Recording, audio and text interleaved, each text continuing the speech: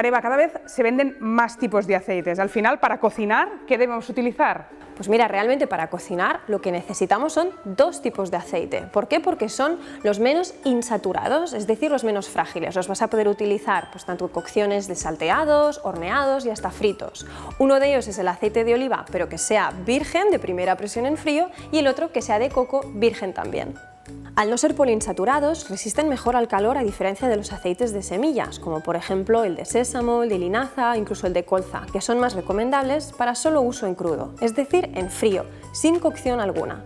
Ideales para salsas, en tostadas o aliños. Eso sí, una vez abiertos, es preferible guardarlos siempre en nevera para que no se oxiden.